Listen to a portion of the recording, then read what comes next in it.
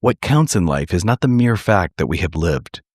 It is what difference we have made to the lives of others that will determine the significance of the life we lead. Nelson Mandela. So I grew up on the south side of Chicago, Chris, in a blue-collar, working-class neighborhood. And you were a Sox fan, I assume. Oh, everybody on the south side was a Sox fan. I'm sorry for your recent woes. What can I say? That's right. Yeah. I'm a Twins fan. Well, but now look at this. We have the Pope now. The Pope's a White Sox fan. That's right. So you can't go back and get better than that. That's true. Maybe things are start to swing the Sox way. That's right.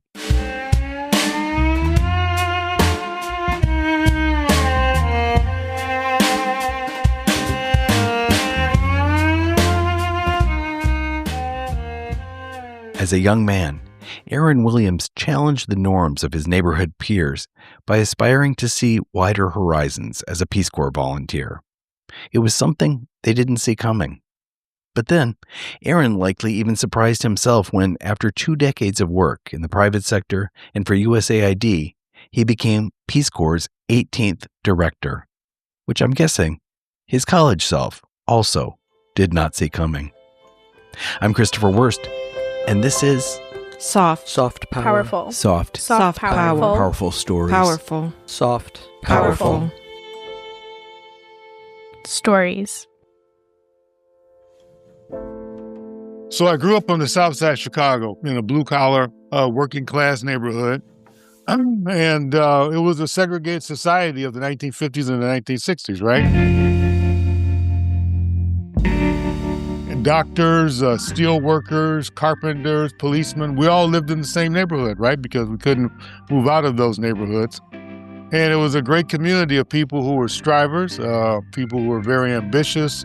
We had people who became the first Black officers, senior officers in the fire department and the police department. We even had a couple of Major League Baseball players, people who were Pullman porters, meat packers, auto workers. Many people worked in the post office, like my father.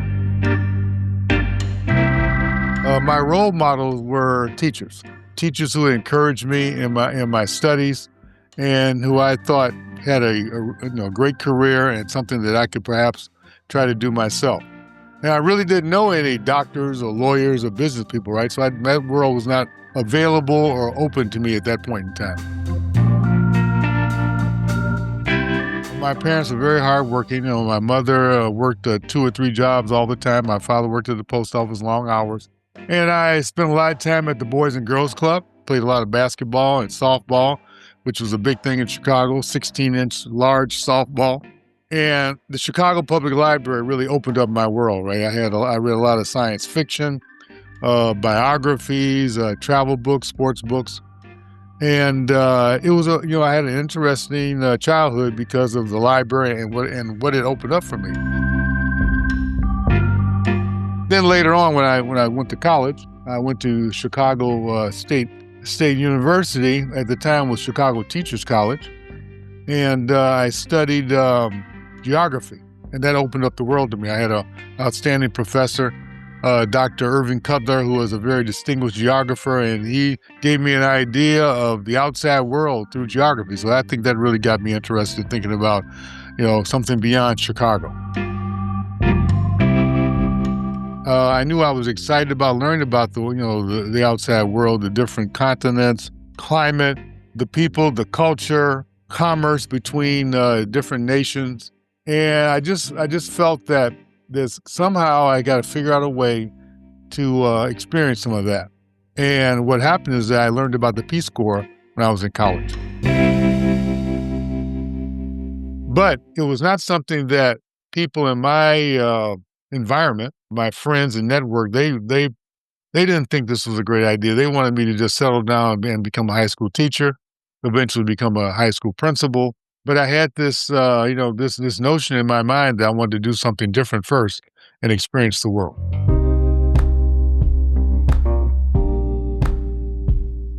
I had a very vague idea of what the Dominican Republic was all about. The United States invaded the Dominican Republic in 1965 to stop what was then anticipated to be a communist takeover. And the United States was very nervous about Latin America and the Caribbean after Fidel Castro had overthrown the dictatorship in Cuba, right, in 1959. So I had some idea. I saw newsreels about Marines, the U.S. Army landing in the Dominican Republic. Of course, once I got to the Peace Corps has a very in-depth area studies program for the country and the region that you're going to. So I learned a lot about it very quickly. I was very fortunate in that I had graduated and was teaching, and I was a certified teacher. And so I was placed in a teacher training program, which was very formal, structured. So I was assigned to a center in the Dominican Republic in the southern central area of the Dominican Republic, where I was going to be responsible for helping Dominican rural school teachers gain their high school diploma and improve their teaching techniques. I'm from the south side of Chicago, a very urban environment, right? So I learned to ride a horse in the mountains of the Dominican Republic on my week-long trips to visit my rural school teachers. I was responsible for riding a circuit to visit some 20 teachers, and it was quite an experience. I had to learn how to take care of the horse. I had to learn how to ride a horse in thunderstorms, in windstorms. I had to make sure I was able to feed the horses. So that was a revelation to people I grew up with in Chicago and my family. When I arrived in the Dominican Republic, my Spanish was still, pretty rudimentary. From a scale of 1 to 4, it was probably 1+, maybe 2. And now I was thrust into the position of having to teach 4 or 5 courses every week and in the summers in Spanish. And I was also 19 years old at the time. And so I was much younger than the teachers that I was training. And they knew it. I knew it. They were older adults than I was. And so I had to develop credibility, right? And so I was determined to just try to become their friend, their confidant, and to understand their culture and spend time with them, right? And of course, that was instrumental in helping me improve and perfect my Spanish.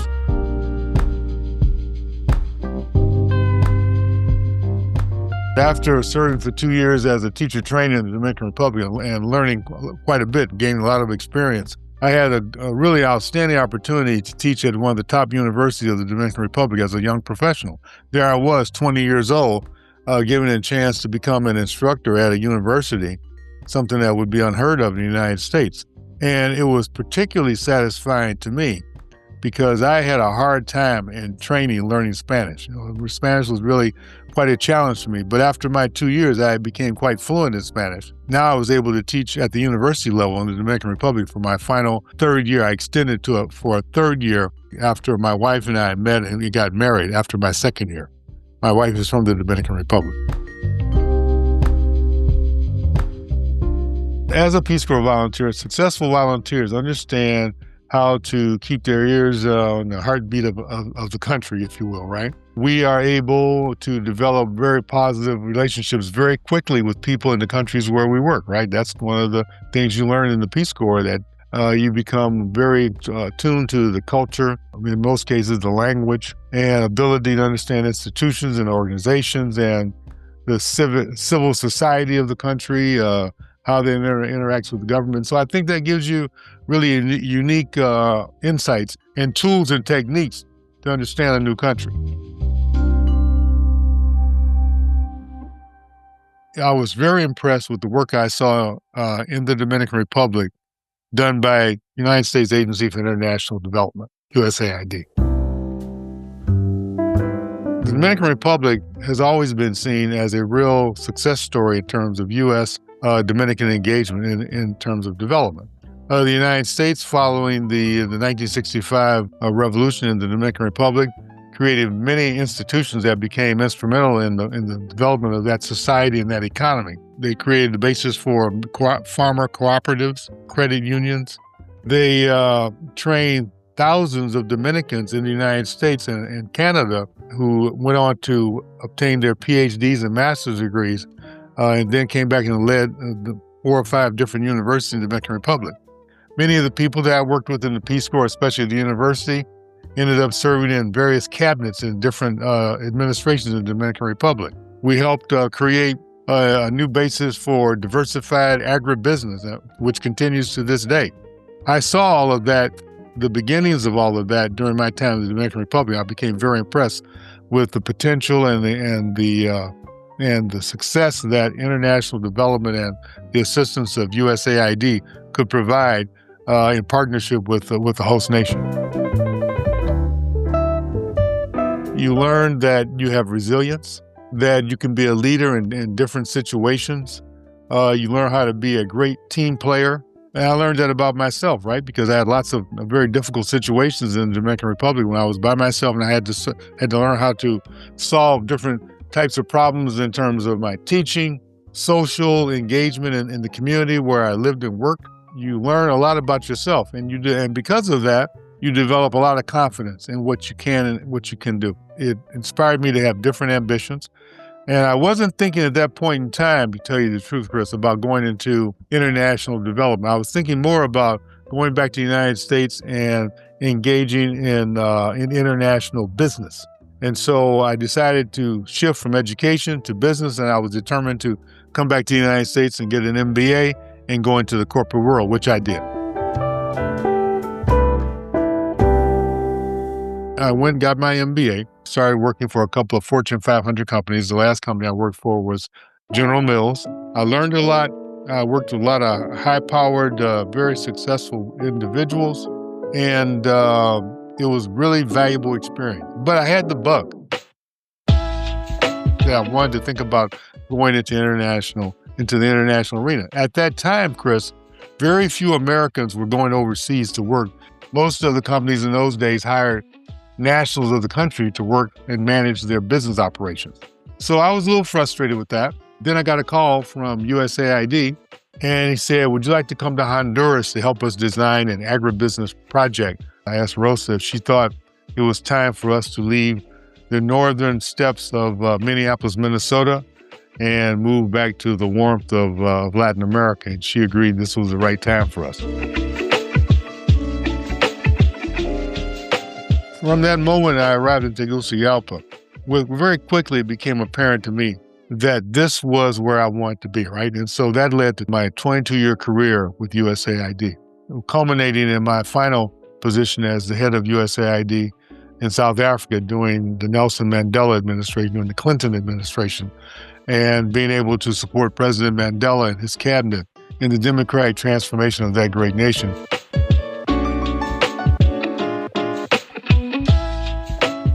That was a time when South Africa was really a key country in terms of American foreign policy.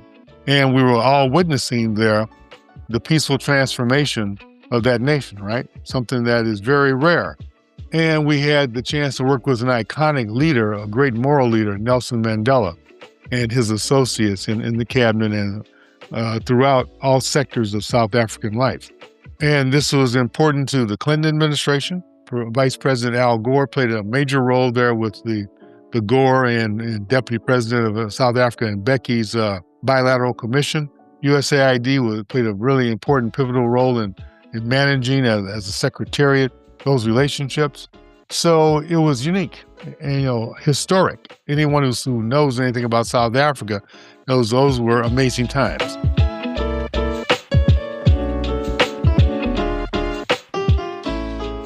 What did you observe and what did you learn watching such a historic changeover and establishment of democracy there?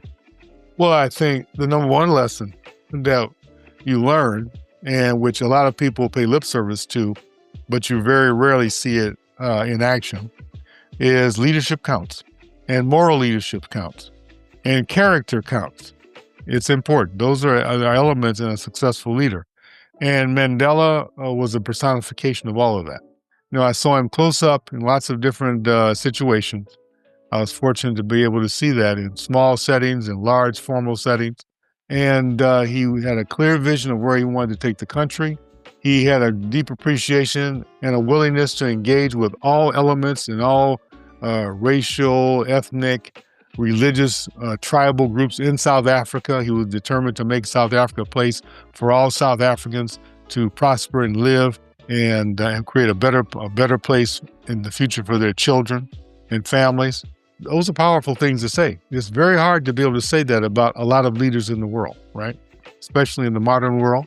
He brought all of that to bear in his dynamic leadership, his thoughtful, dynamic, empathetic, passionate leadership of that great nation.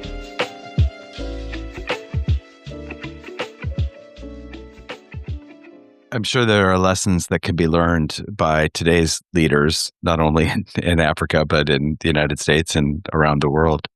I'll leave it at that.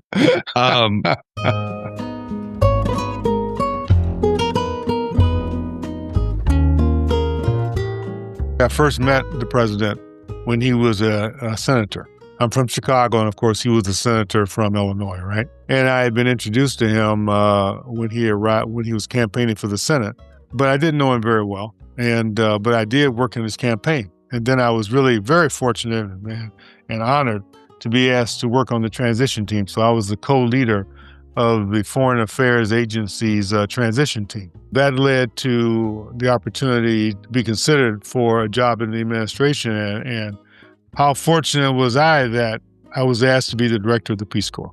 You know, one of the great honors of my life, and a chance to serve this outstanding president and also lead the Peace Corps during the 50th anniversary of the Peace Corps, where we were able to celebrate the agency. It was a wonderful time, magnificent time.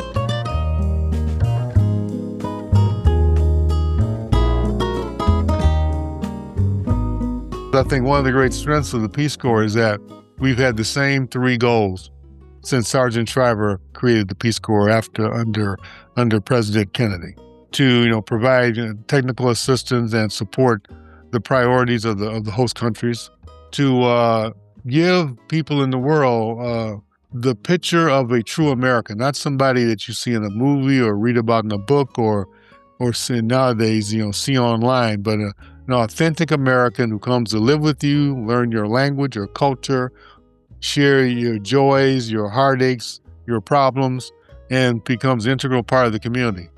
That's very, very valuable.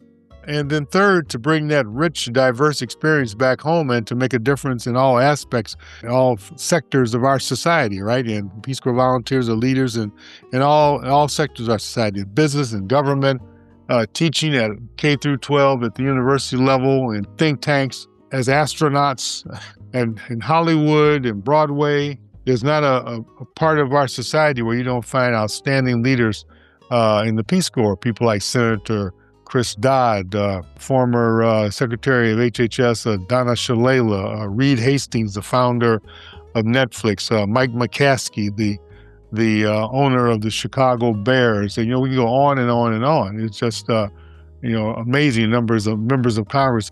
So I thought my job as the 18th director of the Peace Corps was to preserve our vision and our mission of world peace and promoting world peace and friendship, and those three goals.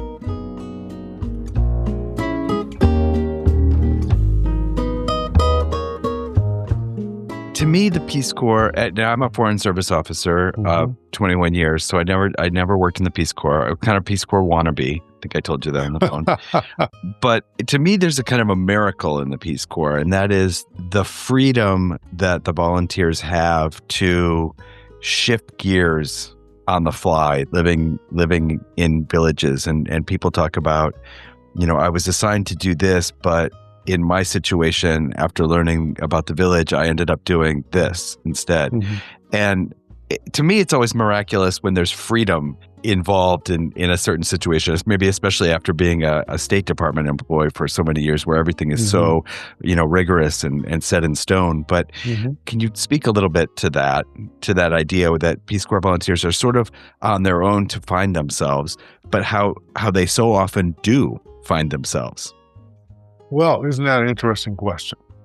And I think it is really integral to the Peace Corps experience, right, and the ethos of the Peace Corps. Number one, you're right about that. The Peace Corps provides you with the flexibility that if the job you were assigned isn't working out for you or isn't working out for the organization or the community that you're in, Peace Corps will do everything they can. They will conduct the due diligence to try to make this right and find you a better fit, right, either for you or the community or the organization. Because after all, these are not employees, right? These are volunteers, and they want to serve. And so you need to tap that, we're talking primarily about young people. You want to tap that youthful enthusiasm. and not let them down.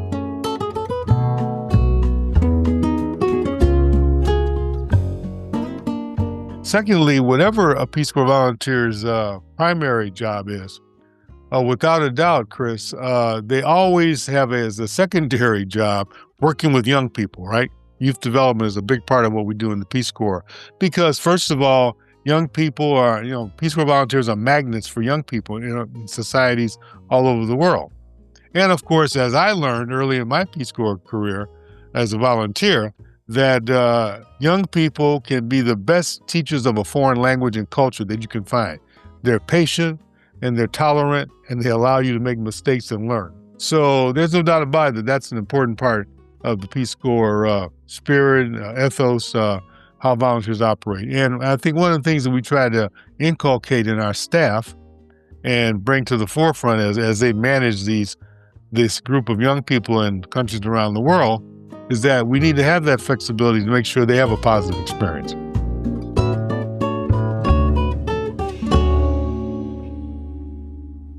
One thing that comes up again and again and again is that I get some version of the statement, I got more than I gave. And some people preface that by saying, the dirty little secret is that I got more than I gave. And to me, that is not a dirty secret, and number one. And number two, I think it would behoove wider America to understand what is happening to these young Americans that go overseas and then come back and, as you say, go on to have very diverse and successful careers.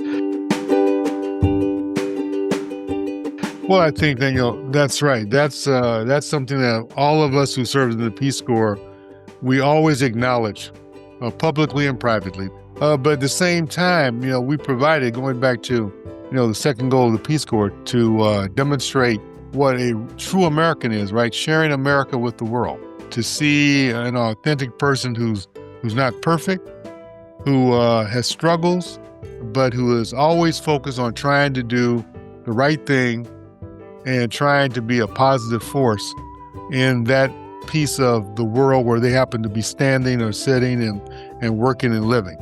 And so you do gain a lot because, what do you learn as a Peace Corps volunteer? Let me look at it from a different perspective. So when I was in the corporate world and I was looking to hire people in junior positions, and I saw individuals who would come through the hiring process, the HR process, who had Peace Corps experience, I always wanted to be sure they had an opportunity to be interviewed by my organization. That was absolutely essential to me. Because I knew as Peace Corps volunteers, they had a unique experience and they had to be resilient to survive and thrive in the Peace Corps, right? Young people on their own, learning and moving forward and leading people. I knew they probably had been in a leadership position, even if they were not aware of it. I knew that they were great team players, right? Teamwork. Teamwork is important in the Peace Corps. I knew they had faced challenges that they had to solve by themselves without any assistance. And I knew that they would have what I would call cultural agility. They spoke the language, one or two languages or three languages. They understood how to operate in different cultures. And so as the senior executive in a global corporation, whether a corporation or an NGO, why would I not want to try to hire people who had that skill set?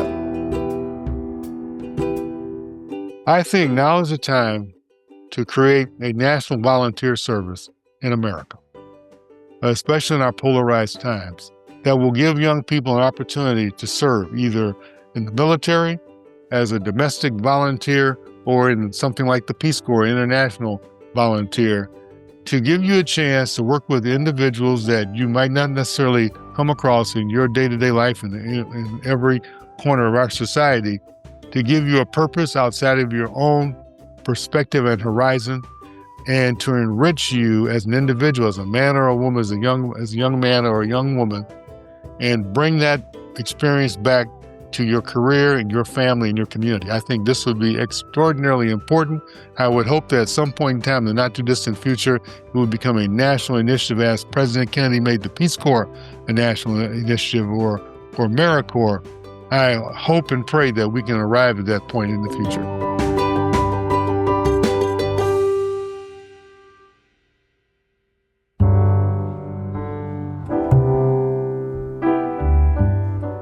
As we reach the end of this week's episode, I want to give Aaron Williams the chance to respond to our Aunt Deb. With so little time and scant resources, not to mention so many current problems, how can we possibly give our attention to all these people in foreign countries?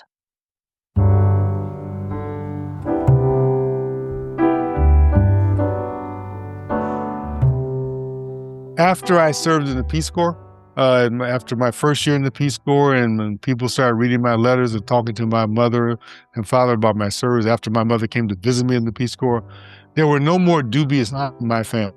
You encounter this wherever you go, right?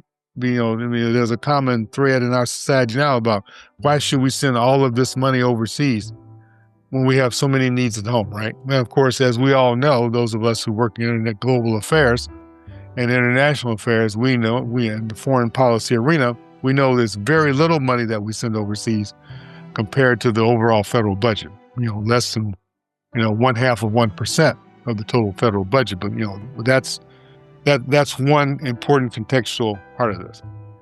But when people ask me that, I often say that, number one, it's important to serve our country. I think that it's important for young people especially to have a chance to serve their country, to look outside of themselves. I think it's also important to learn about the rest of the world, because no matter how you look at it, we are interconnected in the world like never before, right? And we have to be able to understand other cultures and other societies and work with other nations in an amicable way. It's really important. We want to continue to build American friendship and develop partners around the world, whether it's within civil society or business or foreign policy. We have to have, in this interconnected global world, friends and partners. It's just essential. The leaders of our country traditionally have always believed this, right? You want to start counting from World War II on, that's always been, no matter whether it's a Republican or a Democrat in the White House.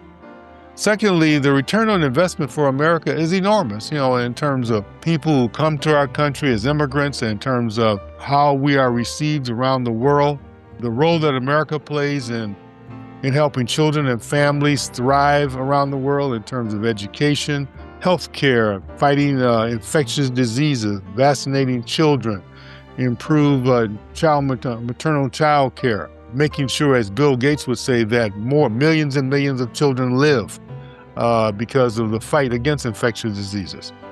Empowering girls to give them a more responsible, worthy place in their societies. Addressing global issues like global warming. All of this, the United States plays a really important role in, and we need to be engaged. And so I think the return on investment for America is extraordinary, right? Both in terms of the small amount of money that we dedicate to this compared to our overall federal budget, and the impact that it has, and the friendships that we've built over time. That's the lesson that we learned since World War II, right? And I hope that we will continue to learn that lesson and not lose sight of that in the future.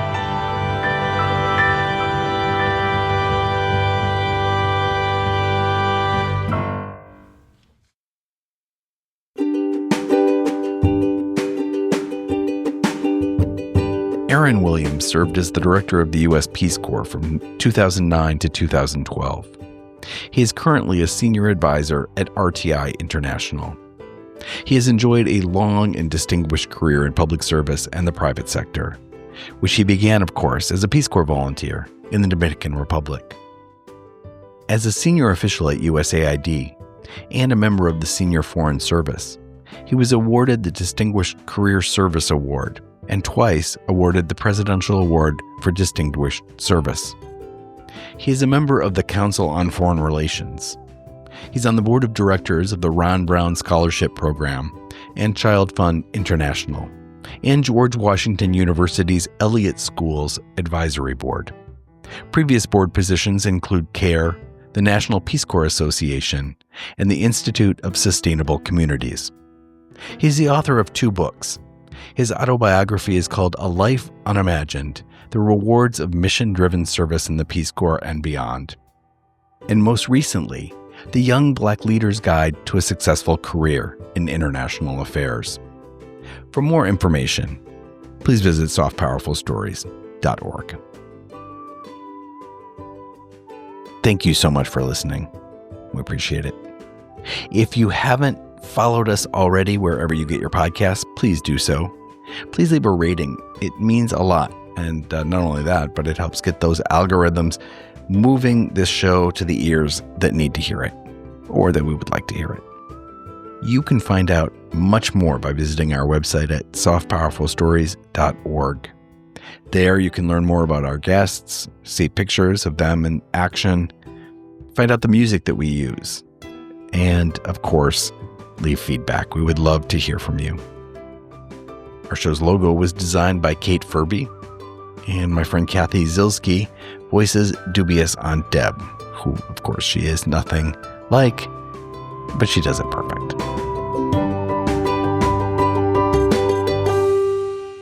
My name is Christopher Wurst. I'm the host and producer of Soft Powerful Stories. Until next time.